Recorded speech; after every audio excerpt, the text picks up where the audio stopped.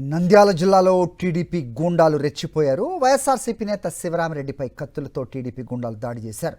శివరామరెడ్డికి తీవ్రంగా గాయాలయ్యాయి. శివరామరెడ్డిని హాస్పిటల్కి తరలించారు. ఎమ్మెల్యే అఖిలప్రియ అనుచరుడు నిఖిల్ శివరామరెడ్డిపై దాడి చేశాడు.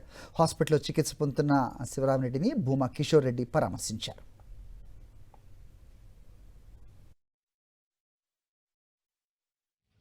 ఎంత దారుణమైన పరిస్థితిలో ఆర్లగడ్డ పోతుందంటే ఈరోజు ఎమ్మెల్యేకి కానీ ఆయన భర్తకు కానీ ఎవరైనా మాట వినకపోతే వైఎస్ఆర్సీపీ నాయకులని బెదిరియడము, ఈరోజు ఈ సంఘటన జరగడానికి ముఖ్య కారణము ఆయనని డబ్బులు డిమాండ్ చేయడము, ఆయన ఆస్తులు రాసిమని చెప్పి క్రషర్ ప్లాంట్లు కానీ ఇవన్నీ రాయమని చెప్పి ఈరోజు ఆయన ఒక వైసీపీ సర్పంచ్, ఆయనకే ఈరోజు ఈ పరిస్థితి.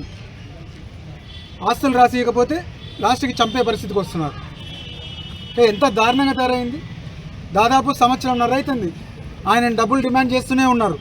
ఒకటి ఫస్ట్ అతని వేరోస్ గోడౌన్స్లో టొబాకో దించుకుంటామంటే ఆ రోజు డబ్బులు డిమాండ్ చేయడం జరిగింది. ఆ రోజు ఆయన ఇవ్వలేదు, ఎక్కడే కానీ కాంప్రమైజ్ కాలేదు. తర్వాత క్రషర్ రాసిమన్నా ఆయన ఎక్కడే కానీ కాంప్రమైజ్ కాలేదు. తన పోరాటం తను చేస్తూనే ఉన్నాడు, లీగల్గా కానీ ఇంకో విధంగా కానీ.